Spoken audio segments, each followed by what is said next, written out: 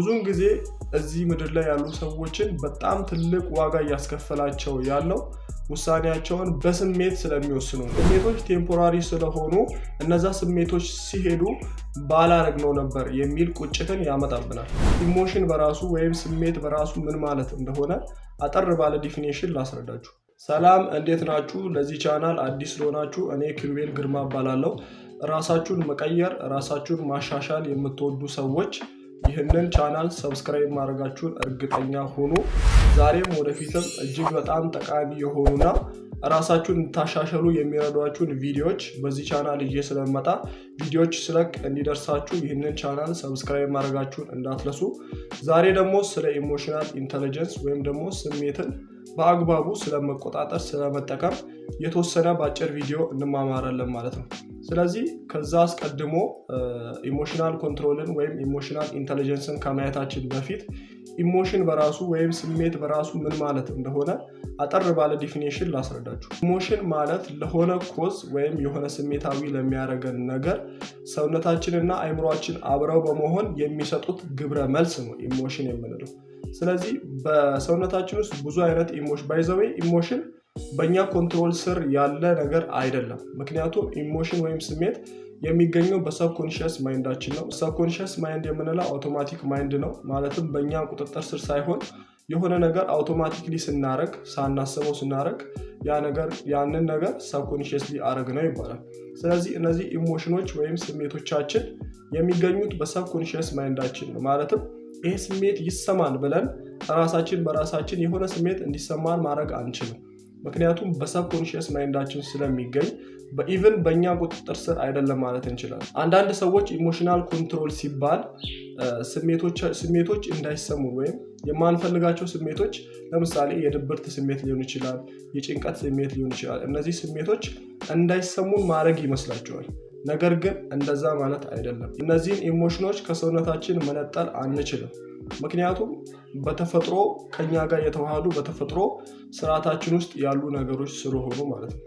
ስለዚህ ኢሞሽናል ኮንትሮል ማለት ስሜቶች እንዳይሰሙን ማድረግ መቻል ሳይሆን ለተሰሙን ስሜቶች የምንሰጣቸው ውሳኔዎች ወይም ደግሞ የምንሰጣቸው ሪስፖንሶች ናቸው ማለት ነው። ውሳኔ ስንል ሁለት አይነት ውሳኔዎች አሉ። አንደኛው ዲሲሽን ቤዝድ ኦን ኢሞሽን ይባላል። ሁለተኛው ደግሞ ዲሲሽን ቤዝድ ኦን ሎጂክ ይባላል። እነዚህ ሁለቱን ኮንሰፕቶች በደንብ መረዳት ያስፈልጋል። ውሳኔዎችን በስሜት መወሰን እና ውሳኔዎችን በምክንያታዊነት ወይም ደግሞ በሎጂክ መወሰን ማለት ነው።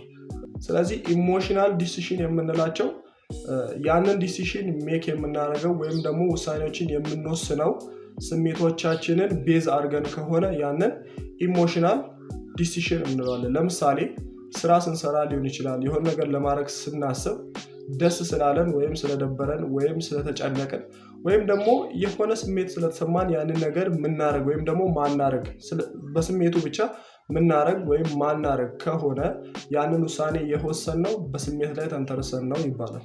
ሁለተኛው ደግሞ ሎጂካል ይባላል። ሎጂካል ማለት ያው ምክንያታዊነት ማለት ነው።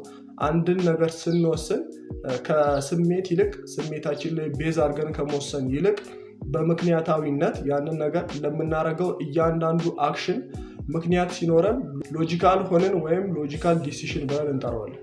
ስለዚህ ሁለቱን ዲፍረንስ ከተረዳን ለሰው ልጆች የትኛው ነው ፕሪፈር የሚደረገው ወይም ደግሞ የሰው ልጅ ውሳኔ ሲወስን በየትኛው መንገድ ቢወስን ነው ሞር አሪፍ የሚሆነው የሚለውን ስናይ ብዙውን ጊዜ እዚህ ምድር ላይ ያሉ ሰዎችን በጣም ትልቅ ዋጋ እያስከፈላቸው ያለው ውሳኔያቸውን በኢሞሽን ወይም ደግሞ በስሜት ስለሚወስኑ ነው። ምክንያቱም አንድን ነገር ስንወስን ያለ በቂ ምክንያት ወይም ሎጂካል ሳንሆን ደስ ስላለን ብቻ ወይም ስለከፋን ብቻ የምንወስን ከሆነ ስሜቶች ቴምፖራሪ ስለሆኑ እነዛ ስሜቶች ሲሄዱ ባላረግነው ነበር የሚል ቁጭትን ያመጣብናል። ስለዚህ ነገሮችን ስትወስኑ ኤቭሪዴይ ማሰብ ያለባችሁ እነዛ ነገሮችን የምታደርጉበትን ምክንያት ወይም ደግሞ ለዛ ለምታደርጉት ነገር ሎጂካል መሆናችሁን እጅግ በጣም እርግጠኛ ልትሆኑ ይገባል።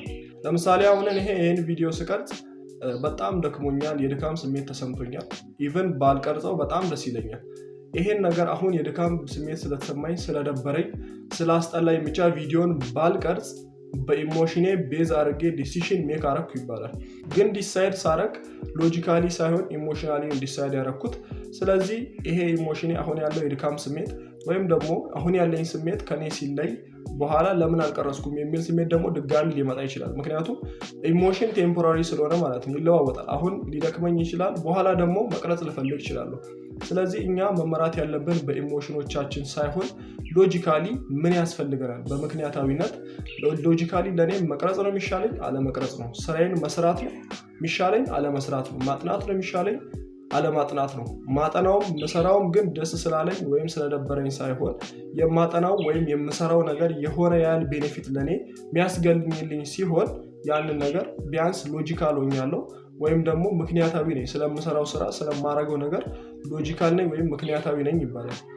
ስለዚህ ኢሞሽናችሁን ኮንትሮል ማድረግ ለምትፈልጉ ሰዎች ቀድማችሁ ራሳችሁን መጠየቅ ያለባችሁ ነገሮች የሆነን ዲሲሽን ሜክ ከማድረጋችሁ በፊት ይህን ዲሲሽን የማደርገው ለምንድን ነው፣ ይህንን ባረግ ምን ይጠቅመኛል የሚለውን ቀድማችሁ ምክንያት ልታቀርቡለት ይገባል፣ ለዛ ለምትወስኑት ውሳኔ ማለት ነው።